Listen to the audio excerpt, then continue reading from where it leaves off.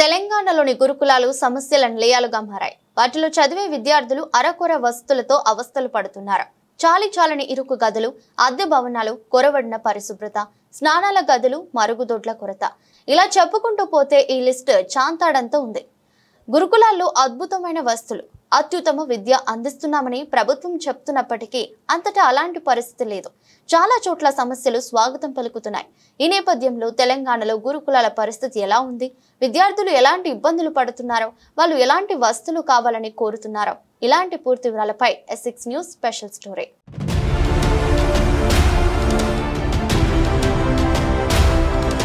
వేలాది మంది పేద విద్యార్థులకు గురుకులాలు ఒక వరం. కార్పొరేట్ స్కూళ్లు, కాలేజీల్లో లక్షలు ఫీజు చెల్లించి చదువుకోలేని వారికి గవర్నమెంట్ రెసిడెన్షియల్స్ బాసటగా నిలుస్తాయి. ముఖ్యంగా గ్రామీణ ప్రాంత విద్యార్థులకు ఇవెంతో ఉపయోగపడతాయి. ఇది చెప్పుకోవడానికి బాగానే ఉన్నప్పటికీ క్షేత్రస్థాయిలో మాత్రం పరిస్థితులు దీనికి భిన్నంగా ఉన్నాయి. గురుకులాల్లో తిష్టవేసిన అనేక సమస్యలు బెంబేలెత్తిస్తున్నాయి. స్టూడెంట్స్ ను ఆందోళనకు గురి చేస్తున్నాయి.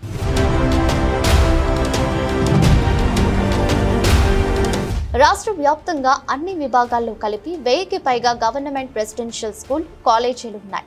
వాటిలో సగానికి పైగా అద్దె భవనాల్లో కొనసాగుతున్నాయి. ఆ బిల్డింగ్స్ కు రెంట్ కట్టకపోవడంతో కొన్ని చోట్ల యాజమానులు తాళాలు వేసుకున్న సంఘటనలు కూడా వెలుగులోకి వచ్చాయి. దీనిపై విద్యార్థులు, తల్లిదండ్రుల నుంచి తీవ్ర వ్యతిరేకత ఎదురైంది. దీంతో సర్కారు మేల్కొని దిద్దుబాటు చర్యలు చేపట్టింది. ఇలాంటి భవనాల్లో స్టూడెంట్స్ కు సరిపడా గదులు లేవు. రాత్రి వేళ నిద్రపోయేందుకు సౌకర్యాలు కూడా అంతంత మాత్రంగానే ఉంటాయి. దీంతో చాలా చోట్ల ఒకే గదిలో 20 నుంచి 30 మంది వరకు నిద్రపోవాల్సి వస్తుంది. ఇదిలా ఉంటే ఆ గదులను విరిగిన తలుపులు, కిటికీలు మరో సమస్యగా మారాయి. దీనివల్ల వర్షాకాలం, చలికాలంలో స్టూడెంట్స్ తీవ్ర ఇబ్బందులు ఎదుర్కొంటున్నారు. చలికి వణుకుతూ కాలం వెళ్లదీస్తున్నారు. ఈ రాష్ట్రంలో వచ్చేసి ప్రభుత్వ విద్యా సంస్థలలో హాస్టల్ వసతులు మరీ అధ్వాన స్థితికి చేరుకున్నాయి. పాడుపడ్డ బిల్డింగ్లు, పాడుపడ్డ వెళ్ళిపోయిన కొంప లాంటి బిల్డింగ్లు, కూలిపోయే వ్యవస్థలు, పెచ్చులు రాలిపోతున్నాయి. వర్షాకాలంలో గోడలపై నీళ్లు గారుతున్నాయి. ఆ కరెంటు స్విచ్ బోర్డులు సరిగ్గా లేక ముట్టుకునే షాక్ కొట్టే పరిస్థితి ఉన్నది. ఆ బెడ్లు సరిగ్గా లేవు. చాలా వసతి గృహాలలో కింద వండుకునే పరిస్థితి. సరైన పరుపులు లేవు, సరైన బెడ్లు, సరైన బెడ్షీట్లు లేవు. అక్కడ ఎలాంటి వసతులు కల్పిస్తలేరు. ఆ ఉన్న వసతులు కూడా అధ్వాన స్థితికి చేరుకునేదాకా కాబట్టి అట్లే చూస్తూ ఉన్నారు. ఆ ఫుడ్ విషయంలో కూడా ప్రాపర్ మెనూ ఫాలో అయితే లేదు. ప్రాపర్ మెనూ కూడా అక్కడ పేస్ట్ చేయకపోవడం జరుగుతుంది. ప్రాపర్ మెనూ ఫాలో కాకుండా ఎప్పుడు ఏ ఫుడ్ పెడుతున్నారో అర్థం కావట్లేదు. ఆ ఫుడ్లో నాణ్యత ఉండటం లేదు.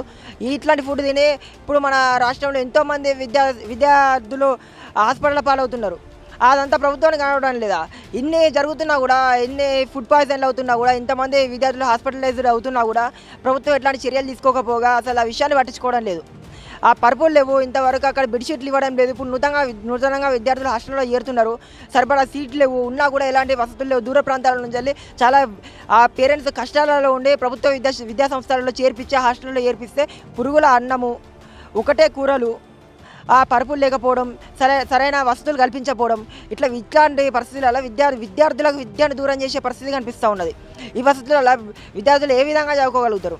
ఇప్పటికైనా గవర్నమెంట్ కొద్దిగా కళ్ళు తెరిచి ఆ విద్యార్థుల పరిస్థితిని అర్థం చేసుకోవాలి. ఇదిలా ఉంటే రోజువారీ కార్యకలాపాలు నిర్వర్తించడం, కాలకృత్యాలు తీర్చుకోవడం కూడా విద్యార్థులకు సమస్యగా మారింది. గురుకులాల్లో సరైన వసతులు లేకపోవడమే దీనికి కారణం. వారికి అవసరమైన మేర మూత్రశాలలు, మరుగుదొడ్లు ఉండటం లేదు. ఉన్న వాటిలో అపరిశుభ్రత కనిపిస్తుంది. తలుపులు కూడా సరిగా లేక స్టూడెంట్స్ అవస్థలు పడుతున్నారు. ఒక్కోసారి ఆరు బయటే స్నానాలు చేయాల్సిన దుస్థితి ఏర్పడుతుంది. కొన్ని చోట్ల బాలికల పాఠశాలల్లో మరీ ఇబ్బందికర పరిస్థితులు ఎదురవుతున్నాయి. ఏదైతే హన్మకొండ జిల్లాలో SC, ST, BC minority hostels ఉన్నాయో, హాస్టల్లో విద్యార్థులు అందరికీ కూడా సరైన వసతులు లేక ఇబ్బందులకు గురవుతున్నారు. అదేవిధంగా వారికి బెడ్షీట్లు కానీ, బెడ్లు కానీ, అదేవిధంగా మెనూ ప్రకారం ఫుడ్ కానీ లేక విద్యార్థులందరూ ఇబ్బందులకు గురవుతున్నారు. అధికారులందరూ కూడా ఈ హాస్టల్స్ పైన దృష్టి సాధించి వారికి వసతులు అందించాలని కోరుతున్నాం. తనిఖీలు చేసి విద్యార్థుల సమస్యలు తెలుసుకొని వారికి కావాల్సినవన్నీ కూడా అందించాలని అదేవిధంగా కోరుకోవడం జరుగుతుంది.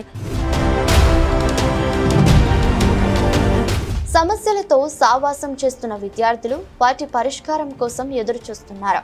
చాలా రోజులుగా ఇబ్బందులు పడుతున్నామని చెప్తున్నారు.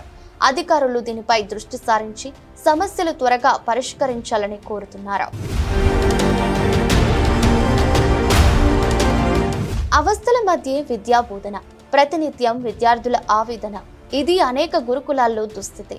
ఈ పరిస్థితి మారి రాష్ట్రంలోని రెసిడెన్షియల్స్ లో మౌలిక సదుపాయాలు మెరుగుపడితే స్టూడెంట్స్ మరింతగా రాణిస్తారు. తెలంగాణతో పాటు దేశానికి మంచి పేరు తెస్తారు.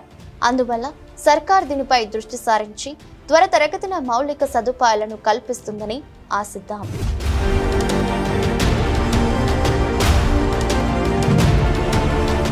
చూశారు కదా, ఇది ఇవాల్టి స్పెషల్ రిపోర్ట్.